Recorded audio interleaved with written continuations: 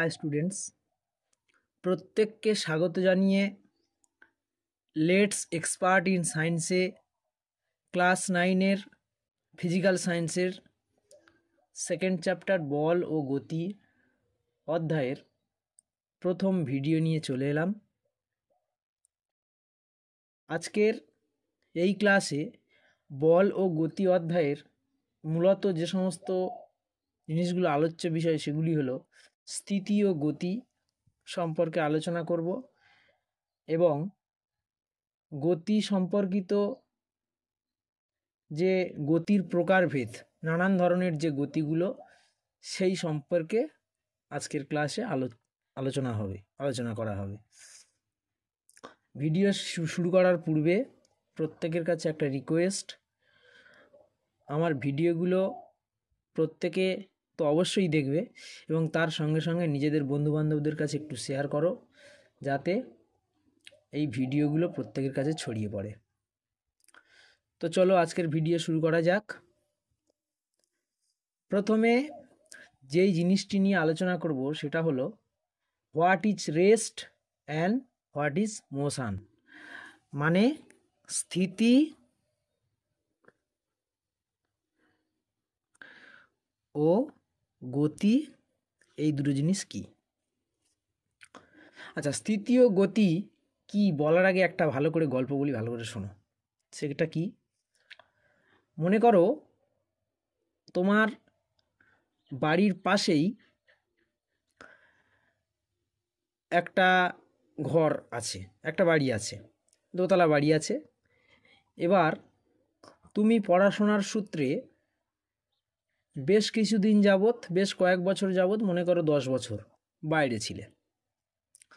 এবার বাইরে থেকে ফিরে আসার পর, 10 বছর পর ফিরে আসার পর তুমি কি তোমার সেই বাড়িটার কোনো রকম পরিবর্তন লক্ষ্য করতে পারবে? বা মানে বাড়িটা তোমার বাড়ির পাশে ছিল, কিন্তু তুমি হয়তো হঠাৎ দেখতে পেলে যে সেটা 5টা বাড়ি পরে সে বাড়িটা চলে গেছে। এরকম তো হওয়ার নয়।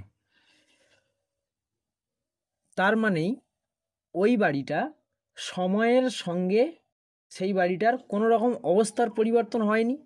সময়ের সঙ্গে অবস্থার পরিবর্তন হয়নি বলেই সেই বাড়িটা কিন্তু 10 বছর আগেও যে স্থানে ছিল, 10 বছর পরেও কিন্তু সেই পজিশনে এখনো পর্যন্ত আছে এবং ভবিষ্যতে থাকবেও। এই যে ব্যাপারটা, সময়ের সঙ্গে তার কোনো রকম স্থান পরিবর্তন হলো না, এই যে ঘটনা, এটাই হচ্ছে স্থিতি। অর্থাৎ আমরা বলতে পারি সময়ের সঙ্গে যে সমস্ত বস্তুর অবস্থার কোনো রকম পরিবর্তন হয় না, সেই বস্তুকে স্থির বস্তু বলা হয়। এবং এই যে স্থির বস্তুর যে ধর্ম, সেই ধর্মটাই হচ্ছে স্থিতি। অর্থাৎ তাহলে স্থিতি মানে কি হলো না, সময়ের সঙ্গে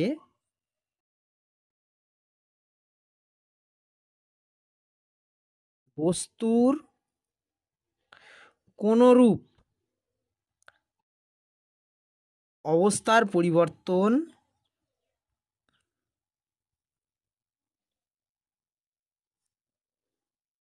যদি না হয় তখন তাকে আমরা বলবো স্থিতি। আর গতি কি? তাহলে গতি হচ্ছে ঠিক এর অপোজিট। সময়ের সঙ্গে বস্তুর যদি স্থান পরিবর্তন ঘটে থাকে তাহলে আমরা বলবো, তাকে বলবো গতি। অর্থাৎ সেই গতিশীল বস্তুর যে ধর্ম, সেই ধর্মটাকেই বলবো গতি। মনে করো এখানে একটা বাইক ছিল, 10 মিনিট পর সে বাইকটা বাস স্ট্যান্ডে চলে গেল। তাহলে এই যে বাইকটা চলে গেল বাস স্ট্যান্ডে 10 মিনিট পরে, অর্থাৎ 10 মিনিট পরে তার যে গতির পরিবর্তন হলো, এটাকেই আমরা বলবো যে ওই বস্তুর গতি। তাই সময়ের সঙ্গে যে সমস্ত বস্তুর অবস্থানের পরিবর্তন হয় সেই সমস্ত বস্তুকে গতিশীল বস্তু বলা হয়। আর গতিশীল বস্তুর এই যে ধর্ম, এটাকেই আমরা বলে থাকবো গতি। তাহলে গতিতে কি হয় না, সময়ের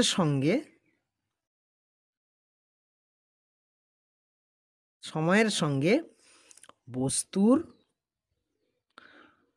অবস্থার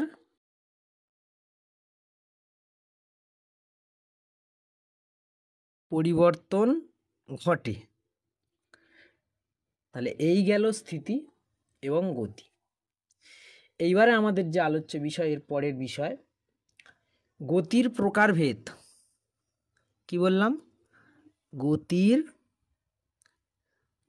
প্রকারভেদ। বিভিন্ন ধরনের গতি আমরা লক্ষ্য করি। সেই সমস্ত গতিগুলো কি? বিভিন্ন ধরনের গতি। যেমন প্রথমেই আমরা যদি কোনো যে গতিটা সম্পর্কে আলোচনা করব সেটা হলো সরল রৈখিক চলন গতি। 2 নাম্বার বক্রচলন গতি। নেক্সট যে গতি আলোচনা করব সেটা হচ্ছে আবর্তন গতির মধ্যে আসে, যেটা হচ্ছে বৃত্তীয় গতি। নেক্সট ঘূর্ণন গতি। ঘূর্ণন গতি। নেক্সট হচ্ছে মিশ্র গতি। মিশ্র গতি। অ্যান্ড অ্যাট লাস্ট সরল দোলগতি। আজকের এই গতিগুলো সম্পর্কে আমাদের আলোচনা করতে হবে। আজকের আলোচ্য বিষয় এই বিভিন্ন ধরনের গতি: সরল রৈখিক চলন গতি, বক্রচলন গতি, বৃত্তীয় গতি, ঘূর্ণন গতি, মিশ্র গতি এবং সরল রৈখিক দোলগতি বা সরল দোলগতি। এই গতিগুলো সম্পর্কে আজকে আমরা আলোচনা করব।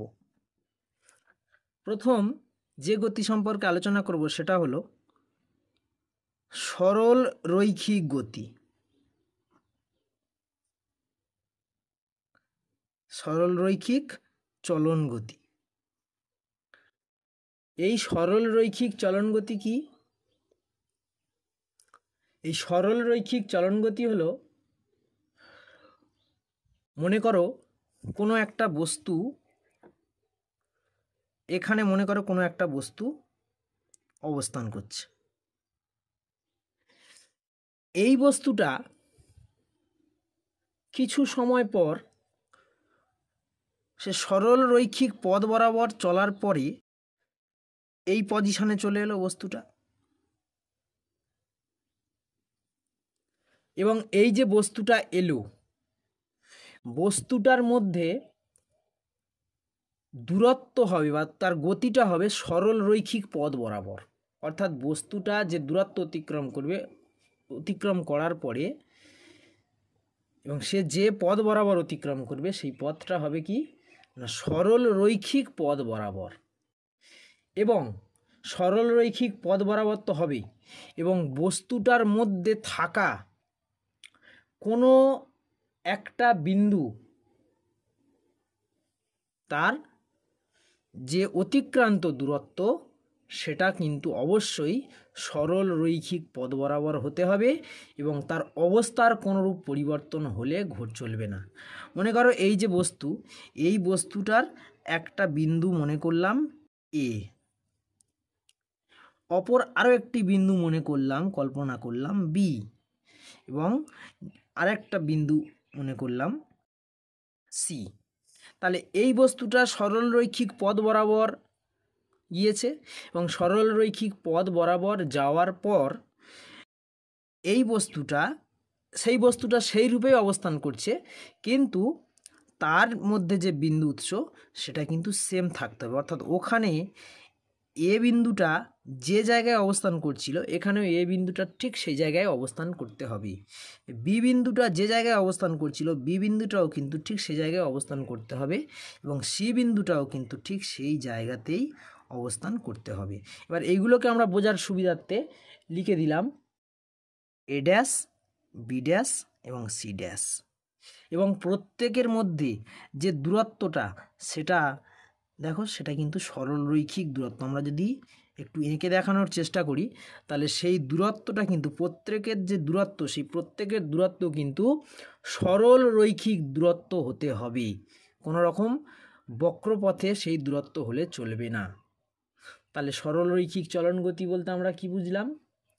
যে যখন কোনো বস্তুর গতি সরল রৈখিক পথ বরাবর সম্পাদিত হবে এবং তাতে উৎপন্ন প্রত্যেকটি বিন্দুর যে অতিক্রান্ত দূরত্ব সেটি কিন্তু সরল রৈখিক হতে হবে।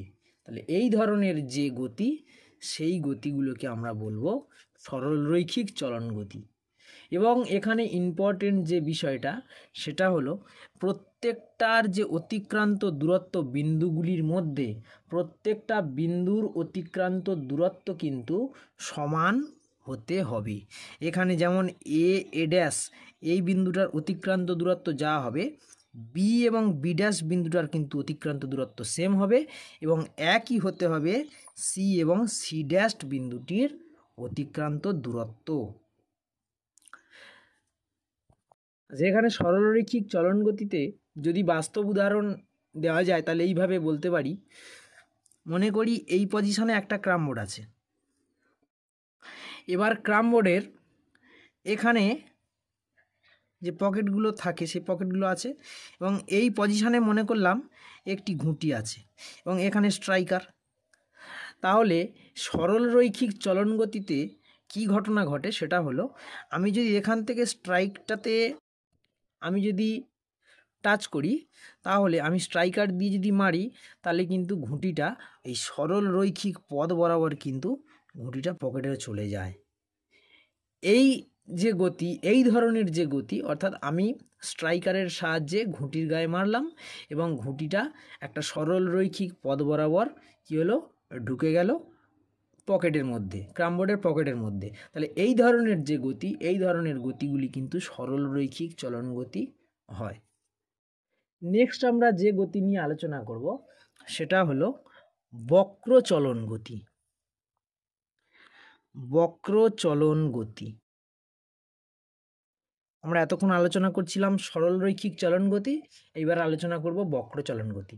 বক্র চলন গতিটা কি? বক্র চলন গতিটা আর কিছুই নয়, তোমরা যদি সরল রৈখিক চলন গতিটা খুব ভালোভাবে বুঝে থাকো তাহলে বক্র চলন গতিটাও একদম একই, শুধু এখানে যে বিষয়টা চেঞ্জ হবে সেটা হলো বক্রপথে যে সমস্ত গতি সম্পাদিত হয়ে থাকে সেটাকেই বলবো বক্র চলন গতি।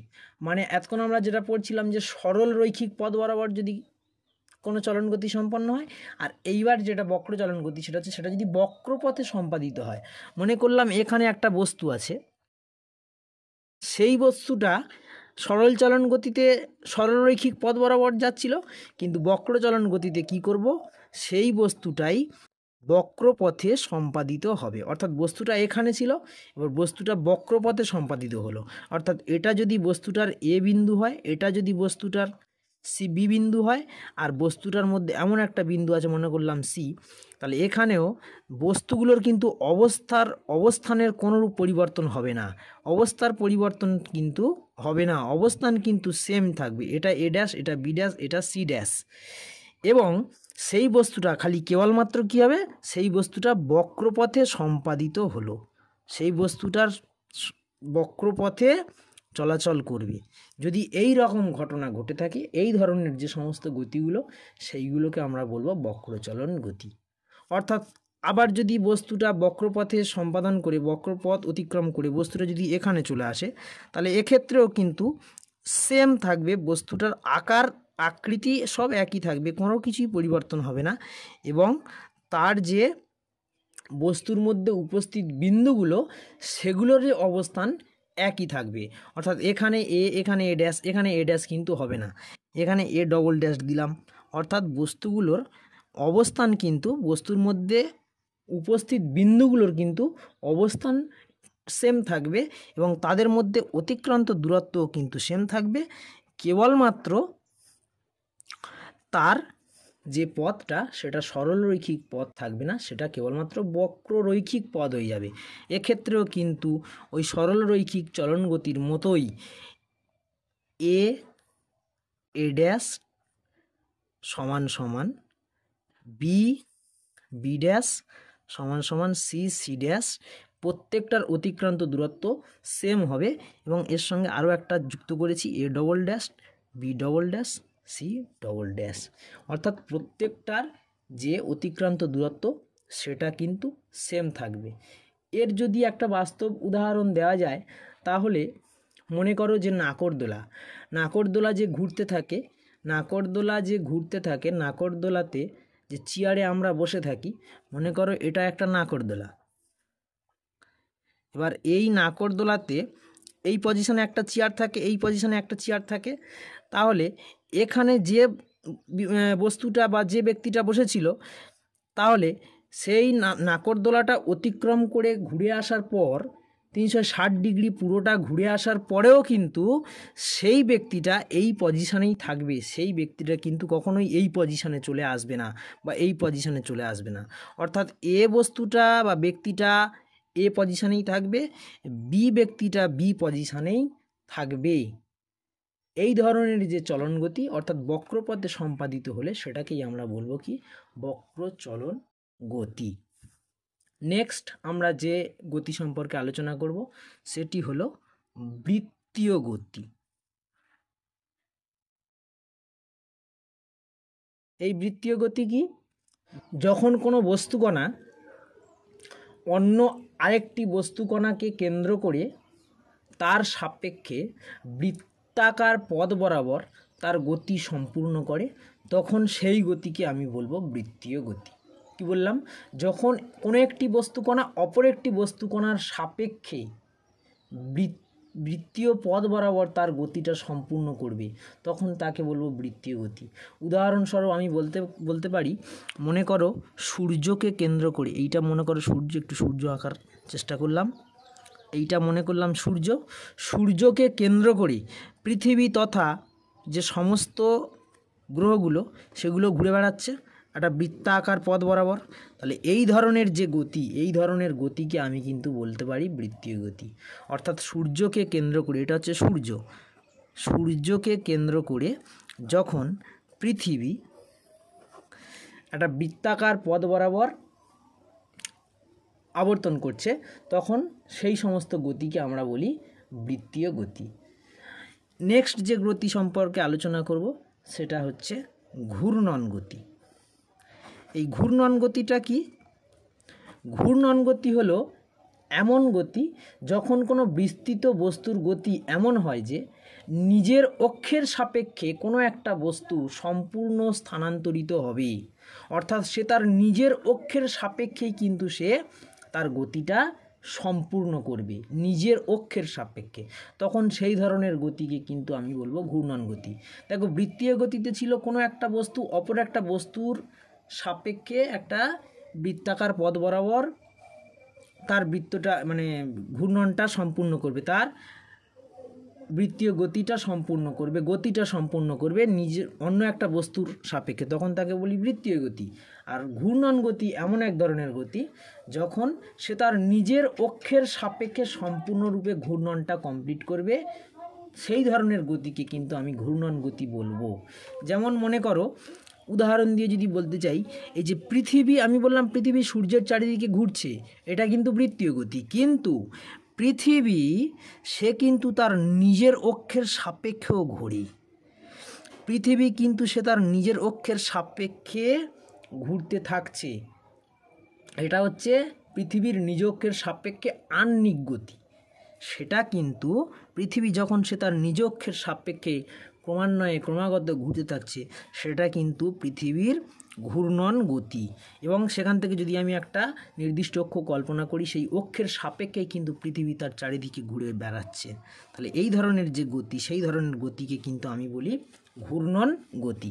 এছাড়াও আমরা যে ছোটোবেলায় যে লাট্টু ঘোরাতাম না, এইটা মনে করি একটা লাট্টু, এইটা মনে করলাম একটা লাট্টু, এই লাট্টুটাকে যখনই আমি দড়ি বেঁধে ঘুরিয়ে দেবো, তাহলে লাট্টুটা কী হবে, সে তার একটা নিজ অক্ষের সাপেক্ষে, আমি যদি এখান থেকে একটা অক্ষ কল্পনা করি, তাহলে সে কিন্তু তার নিজ অক্ষের সাপেক্ষে ঘুরতে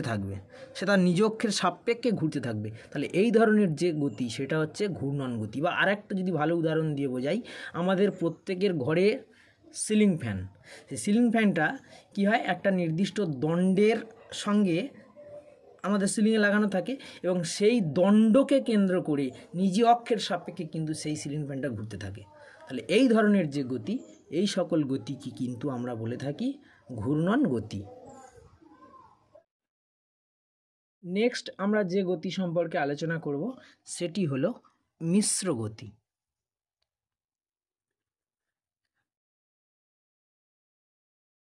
এই মিশ্র গতি কি?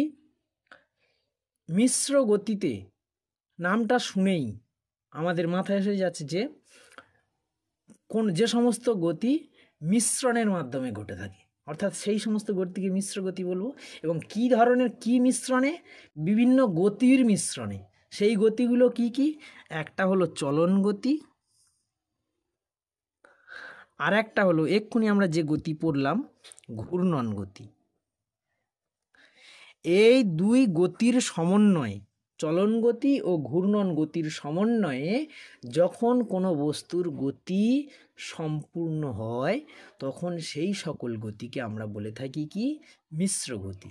অর্থাৎ চলন গতি বলতে আমরা যে ফার্স্ট যে পড়লাম যে সরল রৈখিক চলন গতি আর বক্র চলন গতি, এই সরল রৈখিক চলন গতি আর বক্র চলন গতিটাই হচ্ছে চলন গতি।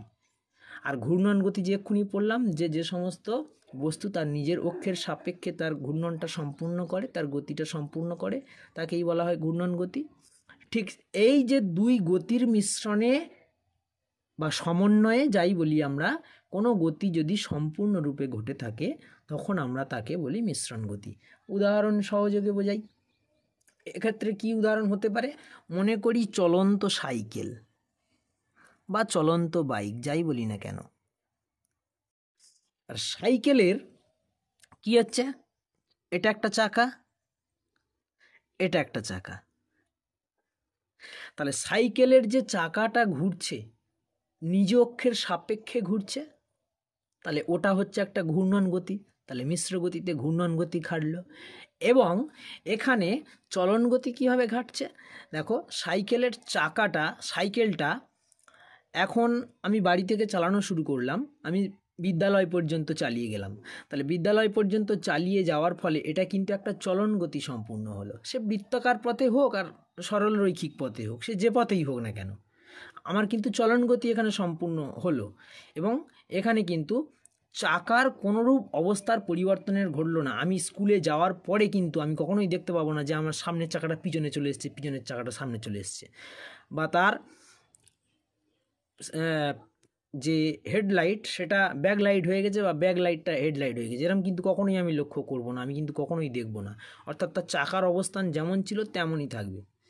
এবং সে কী হলো না, আমি ছিলাম বাড়িতে, সাইকেল চালিয়ে গেলাম বিদ্যালয়, তাহলে এটা চলন গতি সম্পূর্ণ হলো। এবং এখানে কিন্তু ঘূর্ণন গতিও সম্পন্ন হলো। কিভাবে না, সাইকেলের চাকা সে যে ঘুরছে এটা তো একটা ঘূর্ণন গতি, কারণ যে সাইকেলের চাকাটা নিজ অক্ষকে কেন্দ্র করে সাইকেলের চাকা কিন্তু ঘুরে চলে। তাহলে এই ধরনের যে গতি, এই ধরনের গতিকে কিন্তু আমি কি বলি না, মিশ্র গতি। বা চলন্ত রেলগাড়ির গতি, চলন্ত রেলগাড়ির গতি, তার রেলগাড়ির যে চাকা সেটা সম্পূর্ণরূপে নিজ অক্ষকে কেন্দ্র করে ঘুরছে, চলন্ত রেলগাড়ি। চলন্ত রেলগাড়ি নিজ অক্ষের সাপেক্ষে ঘুরছে চাকা, এবং রেলগাড়িটা একটা পার্টিকুলার দূরত্ব অতিক্রম করছে, তাহলে সেখানে চলন গতি সম্পন্ন হচ্ছে। তাহলে এই ধরনের যে গতি, এই ধরনের গতিকে আমরা কি বলে থাকি? মিশ্র গতি। নেক্সট আমরা যে গতি সম্পর্কে আলোচনা করব সেটি হলো সরল দোল গতি।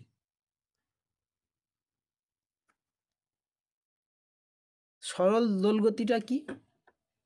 সরল দোল গতিটা হলো এমন এক ধরনের গতি বা এমন এক ধরনের পর্যাবৃত্ত গতি সম্পন্ন গতি, যে গতিটায় কি হয় না, একটি নির্দিষ্ট বিন্দুর দুপাশে সরল রেখা বরাবর এদিক ওদিক গতিশীল হতে থাকে এই সরল রৈখিক বা সরল দোল গতিতে।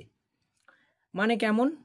আমরা পুরনো দিনের যে ঘড়িগুলো দেখি বা ঘড়ি আগে যে দেখেছি, বা পুরনো দিন না বললে এখনও অনেক ঘড়িতে আছে যে বেল দেওয়া যে ঘড়িগুলো, বেল দেওয়া ঘড়িগুলো দেখতে পাবো যে যখন ঘড়ির বেলটা মানে ঘড়ির যে দোলকটা নিচে দুলতে থাকে সেটা এক প্রান্ত থেকে আর এক প্রান্তে চলে যাচ্ছে। অর্থাৎ ঠিক কেমন, আমি যদি কোনো একটা দড়িতে একটা তলায় যদি একটা ঢিল বেঁধে দিই, তাহলে সেই ঢিলটা সেটাকে যদি আমি দুলিয়ে দিই তাহলে সেটা দুলতে থাকে, একবার উপরের দিকে উঠে যাবে এই সাইড, একবার এ সাইডে উপরের দিকে উঠে যাবে। অর্থাৎ সেটা এইরকম একটা আকার ধারণ করবে, এইরকম একটা আকার ধারণ করে।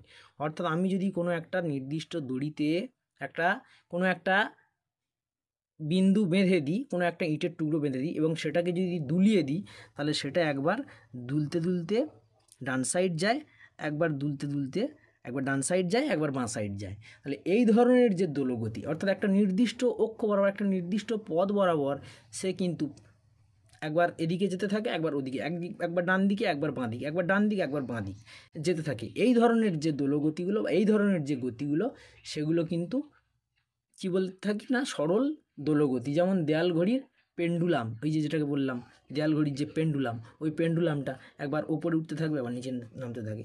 এবং এর যে প্রধান বৈশিষ্ট্য, এর প্রধান যে প্রবণতা থাকে সেটা হলো, বেস্ট যে প্রবণতা যেটা আমরা লক্ষ্য করি সেটা হলো এই ধরনের দোলগতির বিন্দু উৎসটা সবসময় মূল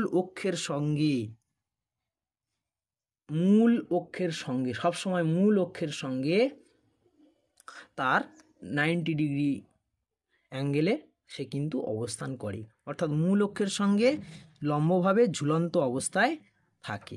অর্থাৎ আমি যদি একটা সময় এই দড়িটা দুলতে অবশেষে কিন্তু সে মূল অক্ষের সঙ্গে ঝুলন্ত অবস্থায় থাকবে। এই ধরনের গতি গেল সরল দোলগতি। আর আমাদের এখানে এই সমস্ত যে গতির যে প্রকারভেদগুলো, সমস্ত গতি আমাদের এখানে কমপ্লিট হলো। এইবার আমাদের যে জিনিসটা জানতে হবে সেটি হলো স্থিতি এবং গতি। তো আমরা পড়লাম, স্থিতি এবং গতি বিষয়ে একটা ইম্পর্টেন্ট যে কথা উঠে আসে সেটা হলো বস্তুর স্থিতি ও গতি আপেক্ষিক। পরম স্থিতি বা পরম গতি বলে কিছু হয় না। পরম স্থিতি বা পরম গতি বলে কিছু নেই, বস্তুর স্থিতি ও গতি আপেক্ষিক। এই বিষয়টা একটু আমরা আলোচনা করব। আচ্ছা, যদি আমি বলি যে আমাদের এখানে থাকা কোনো জড়বস্তু কী অবস্থায় রয়েছে, তাহলে এ বিষয়ে তোমরা অবশ্যই এক চান্সে উত্তর দিয়ে দেবে না, ওই বস্তুটা পার্টিকুলার, ওই বস্তুটা জড়বস্তুটা স্থিরাবস্থায় আছে, তাহলে সেখানে তার স্থিতি ধর্ম কাজ করছে। কিন্তু একটু তোমরা কল্পনা করে দেখো, আমরা পৃথিবী গ্রহে বাস করি, পৃথিবীর বাইরে থেকে যদি দেখা সম্ভব হয় তাহলে কোনো ব্যক্তি বা বস্তু পৃথিবীতে থাকা কোনো জড়বস্তু তথা গতিশীল বস্তুকে কী অবস্থায় দেখবে? পৃথিবী ঘুরছে, পৃথিবীর ঘূর্ণায়মানের সঙ্গে সঙ্গে পৃথিবীতে অবস্থান করা যে কোনো বস্তু বা ব্যক্তি, সে চলমান হতে পারে বা স্থিতিশীল হতে পারে, সেও কিন্তু পৃথিবীর সঙ্গে ক্রমানুসারে ঘুরে চলেছে। আর আরেকটু ভালো করে উদাহরণ দিয়ে যদি বোঝাই, তাহলে ওই তোমাদের বইয়ে পাঠ্যপুস্তকে ট্রেনের একটা উদাহরণ দেওয়া আছে। মনে করো ট্রেনের মধ্যে মুখোমুখি সামনাসামনি দুটো ব্যক্তি বসে আছে, এই পজিশনে একটা ব্যক্তি বসে আছে, এই পজিশনে একটা ব্যক্তি বসে আছে।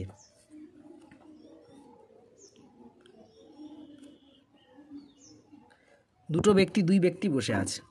এইবার ট্রেনের মধ্যে বসে থাকা অবস্থায় এই ব্যক্তিটা এই ব্যক্তিকে স্থিতিশীল অবস্থায় দেখবে এবং এই ব্যক্তিটাও এই ব্যক্তিকে স্থিতিশীল অবস্থায় দেখবে।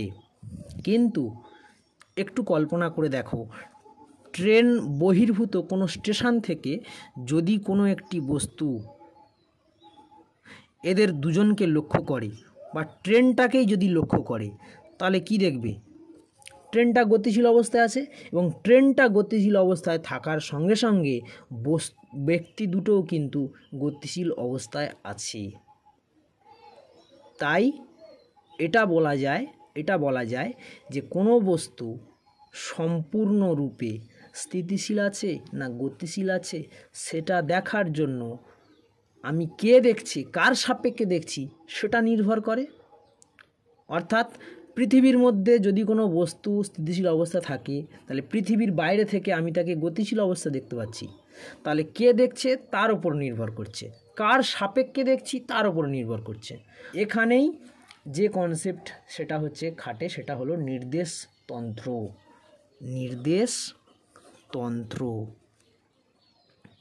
এই নির্দেশতন্ত্র ব্যাপারটা কি, এক্ষুনি বোঝালাম যে ব্যাপারটা, যে এ ব্যক্তি বি ব্যক্তিকে স্থিরাবস্থায় দেখছে, বি ব্যক্তি এ ব্যক্তিকেও স্থিরাবস্থায় দেখছে, কিন্তু যখনই দেখার সাপেক্ষটা চেঞ্জ হয়ে গেল, দেখার মাধ্যমটা চেঞ্জ হয়ে গেল, সি বস্তু যখনই এদেরকে লক্ষ্যায়িত করছে, সি বস্তু যখন তাদেরকে দেখছে, তখন একটা সম্পূর্ণ মাধ্যমটা চেঞ্জ হয়ে গেল। এই যে মাধ্যমটা চেঞ্জ হয়ে যাওয়ার ব্যাপার, এটাই হলো নির্দেশতন্ত্র। আর যে বস্তু দেখছে, অর্থাৎ সি বস্তু অন্য একটা মাধ্যমে যে বস্তু দেখলো, সেই বস্তুটাই হচ্ছে নির্দেশ বস্তু। আর নির্দেশতন্ত্র কি না, যখন কোনো বস্তু স্থিরাবস্থায় না গতিশীল অবস্থায় আছে তা দেখার জন্য সম্পূর্ণ একটা অন্য মাধ্যমের প্রয়োজন হয়, আর সেই মাধ্যমকেই আমরা বলবো নির্দেশতন্ত্র। আর যে বস্তুর সাপেক্ষে দেখব সেই বস্তুকে আমি বলবো নির্দেশ বস্তু। আজকের ভিডিওটা এখানেই শেষ করলাম। নেক্সট আমরা গতির সমীকরণ নিয়ে আলোচনা করব। অর্থাৎ গতিশীল বস্তুর গতির সমীকরণের জন্য যে বিভিন্ন প্রয়োজনীয় কতকগুলো রাশি আছে, যেমন দূরত্ব, যেটাকে অতিক্রান্ত দূরত্ব বলা হয়, সরণ, তারপর দ্রুতি, বেগ, ত্বরণ, মন্দন প্রভৃতি গতির সমীকরণ প্রতিষ্ঠা করার জন্য যে গতি বিষয়ক যে প্রয়োজনীয় রাশি, সেই সমস্ত রাশিগুলো নিয়ে আমরা পরের ক্লাসে আলোচনা করব। আজকের মতো এই পর্যন্ত। ভিডিওটি ভালো লেগে থাকলে অবশ্যই কমেন্ট করো, কোনো কোথাও বুঝতে অসুবিধা হলে যে কোনো পার্টে অবশ্যই কমেন্ট করো, এবং আমার ভিডিওটাকে অতি সত্বর নিজেরাও দেখো এবং বন্ধুবান্ধবদের কাছে শেয়ার করে দাও।